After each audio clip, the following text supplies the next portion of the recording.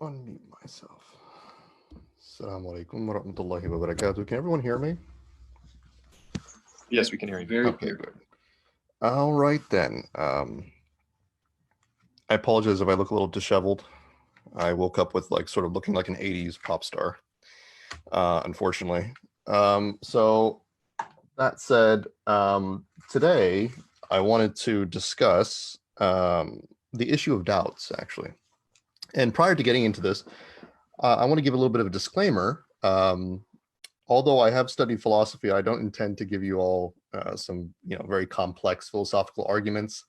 I want to approach this topic more from a psychological and existentialist perspective, more of actually a pragmatic perspective, where um, I elucidate how to deal with your doubts in a way that is not only practical, but I think for me, the probably the most effective.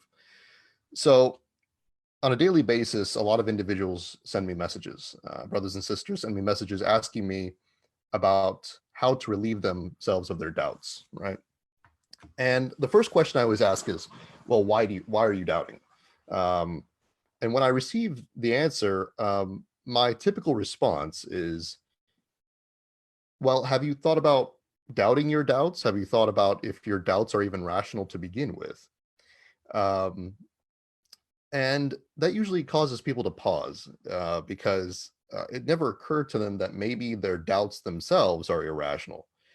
Because when we doubt, when we feel this sense of anxiety, when we feel doubt, we feel as though our own belief system is problematic, right? We feel like that there might be something wrong with our understanding of the world, but we never ever seem to question whether or not the doubt itself is irrational, whether the doubt itself is unjustified. So to sort of go into this to explain how it's possible that our own doubts may be problems themselves, I want to focus on three main issues.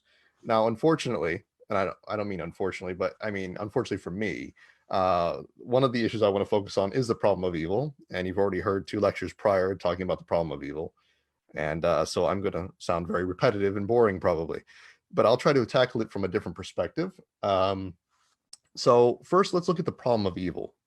So the problem of evil um, is very simple. You have a lot of brothers and sisters who have this understanding in their mind that because there's a lot of evil in the world, it must mean that there's something lacking in God, astaghfirullah, or that God may not even exist as a result of that. They see a lot of suffering and pain, and they see a lot of tragedy, and they feel a lot of trauma in their own lives as well. And as a result of this, they feel that it may not be possible that God exists or that God has certain attributes. And this plagues a lot of people's minds. And it's understandable. It's understandable when you look at Iraq and Syria and places like Afghanistan and Myanmar and China, and to see our brothers and sisters constantly being tortured and tormented by oppressive forces, or seeing the sick and the starving.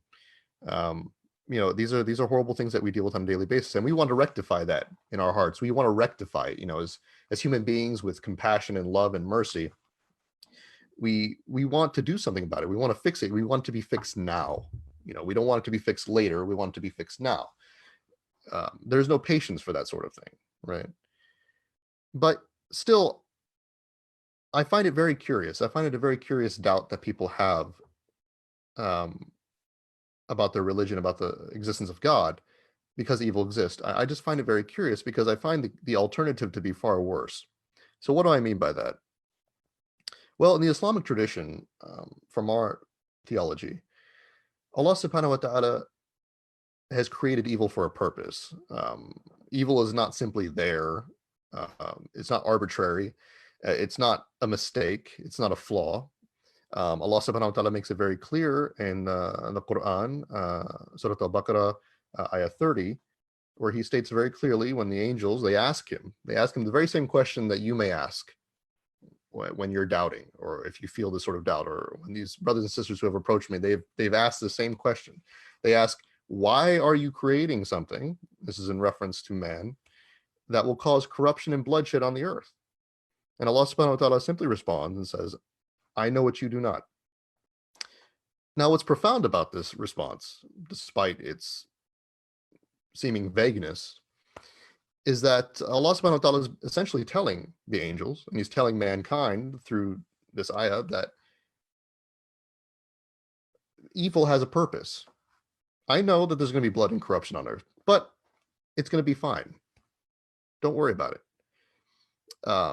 From his perspective, he's saying, don't worry about it, right? He's saying there's no issue here. You still see an issue, but for me, Allah subhanahu wa ta'ala, he's saying that there is no issue, right? What you see is not all that there is. And what Allah subhanahu wa ta'ala means by that is a number of things. First off, that he has placed evil on this earth for the purpose of testing us, but also something more important, I think, is that he will eventually rectify everything that we're seeing. So we see blood, we see pain, we see torment, we see all these horrible things. But Allah subhanahu wa ta'ala is reminding us, he's telling us, look, yes, what you see is there and what you feel is real. But in the end, when everything comes to a close, all of this won't mean anything. All of this will be rectified. Everyone will be given justice. So imagine all the horrible things in the world: women being raped, children starving, men being killed without any good reason, being murdered. For Allah subhanahu wa ta'ala, at the end of time, all of these things will be rectified. Even if they're not rectified now, they will eventually be rectified.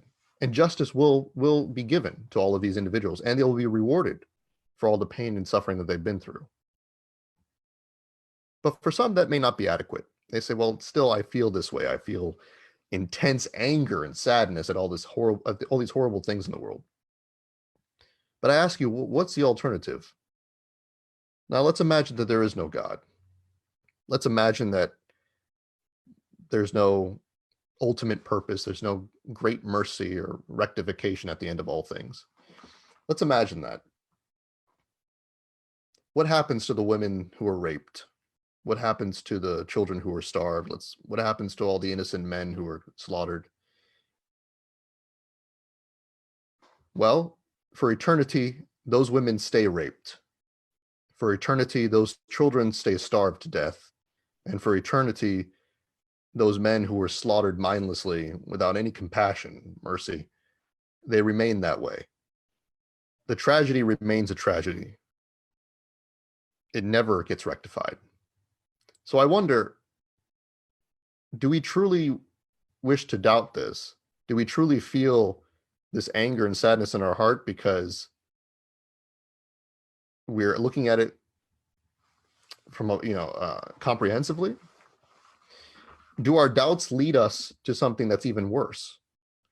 Because if the alternative is far worse, why are we abandoning our belief? Why are we abandoning the idea of God's existence? Because it seems a far worse evil to deny all these people justice because of what we perceive in front of us in the immediate sense. Now, when I say this, it's quite interesting because a lot of atheists, especially, they'll respond and they'll say, well, yes, from your perspective, there's no ultimate purpose for evil. Nothing is truly rectified. But from our understanding, from the understanding of an atheist, we make our own meaning and our own purpose in life. So it's okay. We'll figure this out, And I always find that very curious as well, because what do you mean by that? I mean, so let me get this straight. So atheists, they often say, well, we reject religion because it's man-made. But you're claiming that you're making your own meaning and purpose. That's also man-made. So what's the difference? Why should I reject my beliefs if they're so-called man-made, according to you, just to adopt another man-made myth, right? That makes no sense. That's no practical reason for me to leave my religion. So it's the same way when a lot of these individuals, they have doubts. As I always ask them, well, if you believe that you're making your own meaning and purpose, if that's the alternative, why leave Islam? Because according to the atheist perspective, they're both on the same level, right? They're both the same value. There's no reason for you to leave. So I found that very interesting. So moving on from that, Another problem that I find with individuals who have doubts is what I like to call the problem of representation. Now, this has always been a very interesting problem for me, and you'll hear this a lot. So, brothers and sisters will often approach me and say, "Well, look at how the Muslim world is doing, right? Like, we're so behind in so many things, right? So the West is superior to us in many ways in terms of technology and wealth and other such things. As a result of that, is it possible that Islam could be false, right? Because why aren't we seeing the benefits of our faith, right? In the worldly sense. And I often find this a very curious doubt as well, for a number of reasons. Often, also, a lot of Muslims and even non-Muslims will bring up the whole idea about ISIS. They'll bring up ISIS as an example, right? They'll say, well, if Islam is really truly about, spiritual balance and peace and things like this, why do we find these terrorists, going around slaughtering people? Um, First off, it's actually unjust to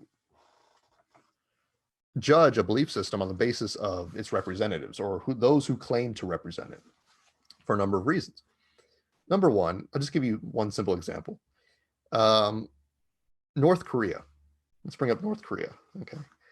So, does anybody know what the formal name of North Korea is? Well, that's a rhetorical. I'm not going to have anybody answer that. The answer is very simple.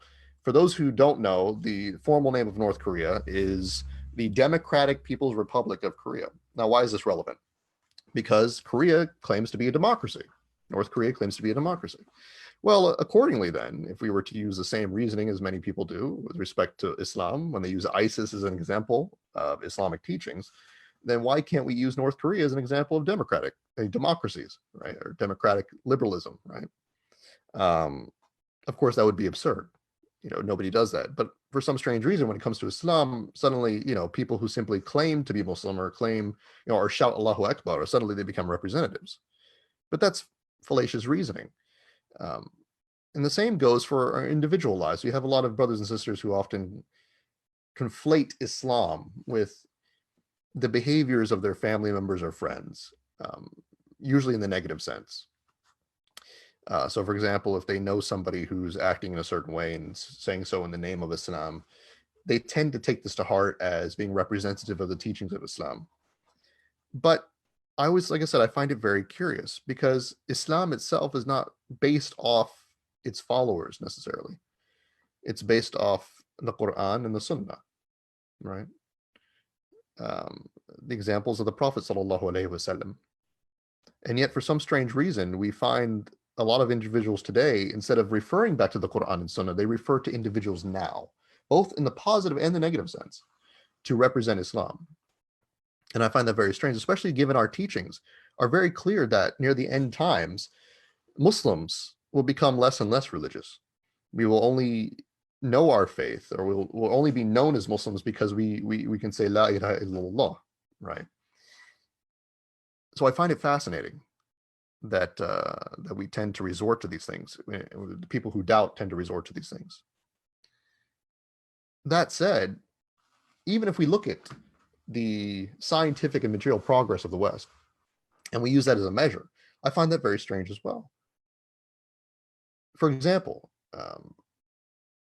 when we look at World War II, those of you who know about World War II history, the Nazis were probably the most powerful nation on earth at the time. It took many nations to take them down. They were the most technologically advanced in terms of weaponry and medicine. And a lot of people envied them, actually. And a lot of technology that we have today, actually, in the modern world, comes from Nazi Germany. But nobody would claim that they were a civilized nation. Nobody would claim that they were superior by any means. So why do we conflate scientific progress and material progress with civility, with defining a great society, right? That makes no sense. Even so, if we were to do so, a lot of individuals tend to not realize that the 21st century is relatively new. We take for granted the fact that we live in the 21st century, right? But for 1300 years prior, Islam, the Muslim world, was superior to everyone else. So why is it that we judge the value of our own civilization on the basis of only the last 100 years? That makes no sense, right? And finally, with regard to this problem of representation, do we not happen to recall that civilizations aren't simply based on their material and technological wealth, right? They're also based on their morals. They're based on how they perceive the world around them. They're based on how they treat others, right? So let me give you one example. When I reverted to Islam, I remember a lot of uncles used to tell me something very interesting. They said, you will find Muslims in the Muslim world, but no Islam. But in the West, you'll find Islam, but no Muslims. I don't know if you've heard this before, right? But I always found that very strange because, they're talking about how, oh, the West is so productive and it has all this technology and all this, domestic tranquility and things like this. But I always found it very strange because as somebody who was born and raised in the United States, what about how the U.S. treats other people? What about how the U.S. treats other nations, other people overseas? What about the fact that the U.S. and its allies constantly bomb and invade and destroy other countries and slaughter hundreds of thousands of innocent people, right? Why is it nobody talks about that? Why is it that that is not a defining feature of the United States either? Why is it only about the technology and the wealth? To me, it's strange logic. It's like praising a serial killer for being a good family man. Oh, Bob, he slaughtered half the neighborhood, but he's great to his mom and his wife. So I guess he's a good guy. No, nobody would say that. That makes no sense, right? So I find that very curious as well, because a society should not simply be judged by its output and its treatment of its domestic citizens, right? It should also be treated holistically in terms of how it treats other people, how it uses that technology, how it uses that medicine. Here in the United States, like right now, we're having the worst crisis with coronavirus, correct? Compared to the rest of the world, we're doing worse. We have more technology, more wealth, and better medicine, apparently, and yet we're doing worse than everyone else. Why is that? And in fact, more people in our country, in the United States, are deprived of medical care. A lot of you who don't live in the US, I envy you. I envy you quite a bit, because here in the US, most people can't even go to a doctor. They can't because they can't afford it. Our insurance payments are so high. And even if you're paying for insurance, you're still paying out of pocket. I mean, I hear a lot of individuals in the UK especially complain about the NHS. I'm like, I wish we had the NHS. So, there are people who actually try to go to jail in this country, who literally try to get arrested and go to prison because healthcare is free in US prisons. I'm not joking. There are homeless people who try to go to prison because they need to maybe get treated for cancer. Okay, it's that bad in the US. People don't realize it. So we need to be very considerate about many of the nuances when we talk about representatives of civility and civilization and truth and values, right? And finally, I want to talk about probably the most important thing regarding doubts, and that is the problem of certainty or the problem of knowledge. And this surrounds beliefs. And you'll notice this as well, especially among the youth who doubt their faith. When I'm approached with doubts about Islam, usually it comes in one form. And that is, why is there no scientific proof for God's existence? Or why is there no scientific proof for Islam? And things like this. And I always find this very curious because this comes from a very modern perspective in which we have to sort of justify everything based on scientific evidence. But for me, it's never really made any sense. So when somebody approaches me and they say, well, we need evidence for God's existence, my first question is, why? And usually the response is, well, everything requires scientific evidence. And I ask in return, I say, really, is that the case? Well, let me ask you something. Do you believe in human rights? And most individuals say, yes, I do. And I said, okay, why do you believe in human rights? They pause for a moment And I say, well, can you provide me a scientific journal, peer-reviewed journal that proves the existence of human rights? And they say no. And they usually give me another reason why they believe. And I say, okay, fine. Do you believe in morality? They say yes. I say, okay. Can you give me a scientific peer-reviewed journal that proves the existence of morality? They usually say no, because it doesn't exist. And then I keep asking these questions. Do you believe in love? Do you believe in freedom? Do you believe in values? Do you believe in purpose? Do you believe in just everything that makes you a human being? Do you believe in all of these things? They say yes. And I ask why. And usually it has nothing to do with science. Because it doesn't have anything to do with science. In fact, 90% of the things that you and I believe in, that everyone believes in on this planet, that allows us to understand ourselves as humans, that allows us to function in the world, has absolutely nothing to do with science. Nothing. Absolutely nothing. And yet, we're perfectly okay with that. We function, we survive, we live, we walk outside every day without having to prove everything to ourselves. Right? And then I ask, so if you value all these other things, if you value morality, if you value love, if you value all these wonderful things that make us human, without a science, why do you require science to value God's existence, to prove to yourself that God exists? I find that very curious.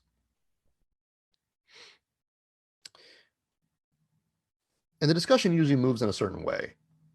After that, they said, well, then why is it that I'm doubting God's existence? And I said, well, are you really doubting?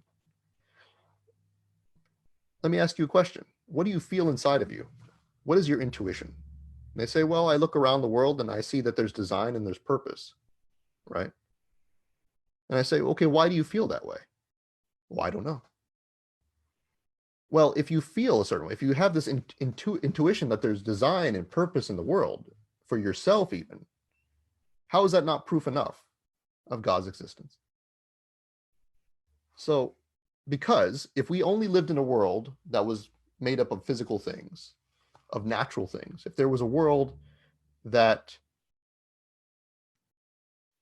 didn't have a God, that there was no purpose, why is it that human beings feel that way? Where is that coming from? Because why would a world that has no feelings, that has no emotion, there's no purpose behind it, nothing, why would that convey that to us? Where is that coming from? And that's not really a question of like curiosity. I'm asking that rhetorically, because that shouldn't be possible, right?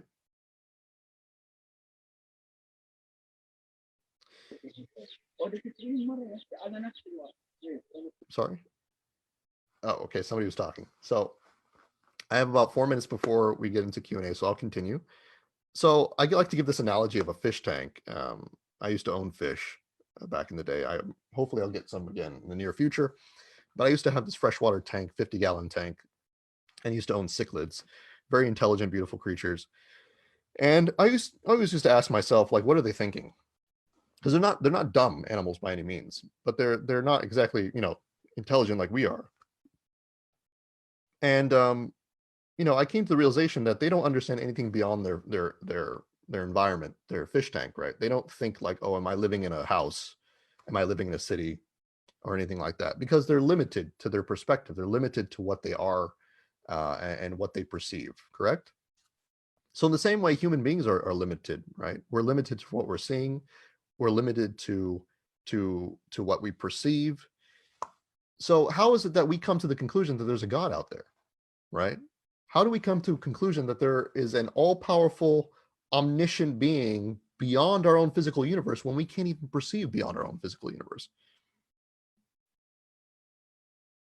And sometimes they'll even respond, well, why would Allah subhanahu wa ta'ala care about humans? Why would he even care to let us know about his existence? We're such this tiny, insignificant thing on this little planet in the middle of all these billions and billions of stars and other planets, right? But I always found that very curious as well. I'm always wondering myself, do you value something on the basis of how big it is? So is the value of your car greater than yourself because it's bigger than you? Is the value of your house bigger, because it's bigger than you? Is that better um, for you? Is that more valuable? If we burn down your house, is that more valuable than the family that's inside of it? Do planets think?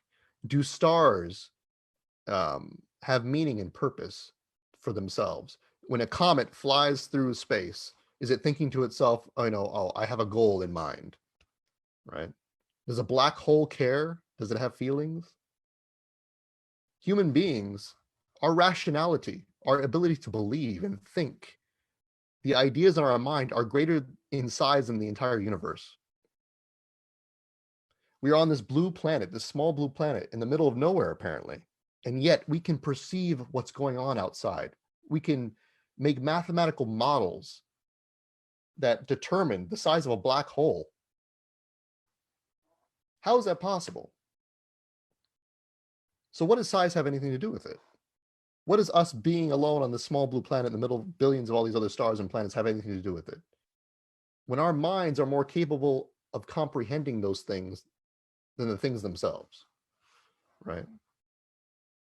I find it very fascinating that Allah subhanahu wa ta'ala gave us that ability, and that people would demean it in such a way to suggest that the size of a planet or a star, or the size of something, is somehow a greater determinant of its value. Even on our own planet, that's not even the case, right? Let's think about one more example. How about the bee, the honeybee? We know, for those of you who are conservationists and such, you'll know that the honeybee is currently endangered, right? And without those small little creatures, the honeybee, our ecosystem would die, and it's currently dying as a result of them dying. So even the smallest insect is significant for our survival. Its value is not determined by its size, but by its function, by how Allah subhanahu wa ta'ala has given it value.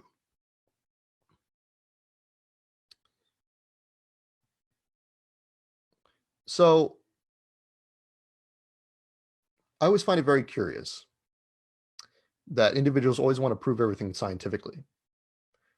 But what's the greatest proof against that is the proof itself.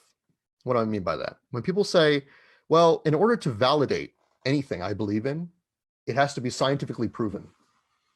So my last question to these brothers and sisters who bring these doubts to me is always this: can you prove scientifically that everything needs to be proven scientifically? Because that's a belief, right? The answer is always no. Well, then why are you doubting? So I always find it very fascinating when people doubt, and yet they never question their own doubts. And all it takes is a little questioning to come to a realization that sometimes your own doubts are not that rational. Sometimes doubting is just you not questioning why. So I ask our brothers and sisters out there to come to this realization that if you're in doubt about your faith, it's not always your understanding that may be a problem. It may be simply that you haven't taken the time and the energy and the effort to question why you're doubting and whether it's relevant or sincere or even meaningful. Because shaitan and other people will often fill our heads with things that will make us go, is there something wrong with what I believe? But it's not always the case that your beliefs need to be scrutinized first. Sometimes, or most of the time even, it's your own doubts that need to be scrutinized first. So I think I'm giving up most of my time there. So I want to move into Q&A. So thank you all for listening. Jazakallah khaira. Assalamu alaikum wa rahmatullahi wa barakatuh.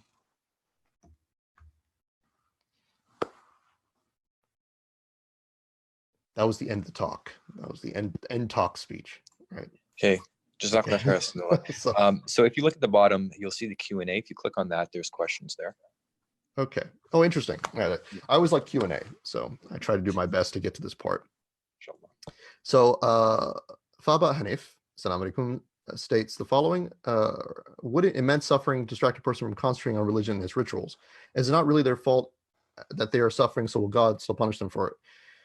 Well, I would question that. Of course, depression would often bring difficulty for us to perform our rituals, but it's that struggle that Allah subhanahu wa ta'ala really values more than anything else.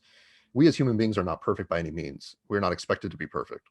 And Allah subhanahu wa ta'ala loves repentance um, even more than those who are consistent and yet not sincere, right? So I wouldn't even be concerned about this so much. But even something I forgot to mention in the talk as well, what you find about this so-called problem of evil is that the vast majority of people who are suffering the most tend to be the most religious because they find hope and solace in belief in God and knowing that he will eventually rectify everything that they're going through. And I always find it a tragedy that people want to remove that from them, want to rob them of that hope, because that's all they have left. When you have no water, you have no food, no home, and you're on the verge of death, and Allah is all you have left, and you have people coming in saying, "Oh no, you don't need to believe in that because it's useless," or there's no evidence for it, right? To me, that makes no sense. It's extremely inhumane to do something like that, and often the very people who are doubting God because of the evil, and not all people, but the vast majority, are usually very privileged individuals who don't suffer nearly as much as the very people that they're using as an example. Oh, look at those people in Syria. Look at those people in Iraq. Well, okay, they believe in God. So what's your problem, right? That's usually another question that I ask. Um, as for not being their fault for suffering, of course, when people suffer for things outside their control, it's not their fault, but they will definitely be rewarded for it. So I hope that answers your question. Um, I already answered that. Okay, done. Oh, Safaba again. I will come back to you in a minute. Maria, many people don't have an issue recognizing a greater being. However, they doubt in the Prophet sallallahu alaihi wasallam and the messengers and question whether they were really appointed by Allah subhanahu wa ta'ala. And if their creed and rituals are valid, how would one refute these arguments? That's a deeper discussion in regards to the validity of the prophets and the messages that they bring. I would say that with respect to the three traditions that we have, that we know of, that are most prominent in the world today, Christianity, Judaism, and Islam, Islam is the most coherent. It's the most holistic of the two. And it makes sense of the other two as well. So, for example, we believe in Isa alayhi salam, without, of course, believing he's God, like the Christians do. And of course, we also what is it? Also believe in many things that Judaism passed down in terms of their prophets. So we have what we call holistic view of the Abrahamic faiths that I think is far more coherent than the other two are able to offer. So that would be my concise answer. Of course, there's more details behind that. Perhaps we can get to that later. All right, then. Amina, Abid. Why are people led to doubt God's existence even though they see design and purpose around them and in themselves and insist on scientific evidence? I think we already answered that, but I'll continue. Are there some people propagating doubts about God's existence in this manner? If yes, then what do they hope to gain about this? Well, I think most individuals, because we live in a contemporary period where I think science is idolized as the primary means for justification and evidence in the world today. Except this is a very recent phenomenon. Most philosophers in the past, especially, didn't use science in this manner. Even in the Enlightenment period, it wasn't used in this manner. Only up in the past 150, 200 years has it really been prominent.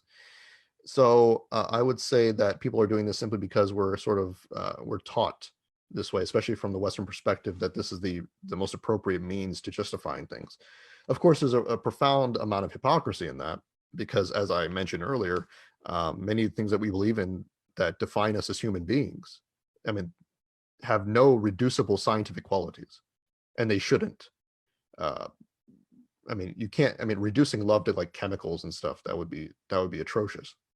It doesn't have any meaning behind it. I mean, of course, when we love somebody, for example, we don't talk about chemical reactions, right? Even if there may be chemical reactions occurring because of our feelings, we don't speak of love in that manner. That doesn't. If I sacrifice myself for my children, or my wife, right? Like if I jump in front of a bus or a bullet or something, that cannot be explained simply by chemical reactions, right? There's meaning behind that. There's something significant behind that creates society, that creates morality, right? Or that fashions our understanding of morality, excuse me, right? You can't reduce that to anything scientific, else we lack humanity as a result. So that would be my response. Richard, hello, Richard. How do you respond to people, for example, Islam says murder is bad, and they say, oh, you need your religion to tell you murder is bad. No, we don't need our religion to tell us murder is bad, because it's part of our fitrah. But we need religion to justify it, to justify that fitrah. Whereas the atheist, all you have is the feeling, right? And nobody cares about your feelings, right? So everyone has a fitrah. So, right? So that's how we know that murder is wrong. But you can't justify the fitrah without Allah subhanahu wa ta'ala, without religion, right? Because a psychopath who has their fitrah been corrupted as a result of their illness, right? Their mental state. If we simply justified everything based on arbitrary feelings, then their feelings of not having feelings and just slaughtering anyone around them would be just as justified, correct?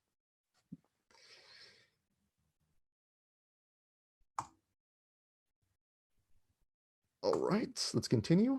I'm going to try to get through these in the next 3 minutes. I'm sorry, everyone.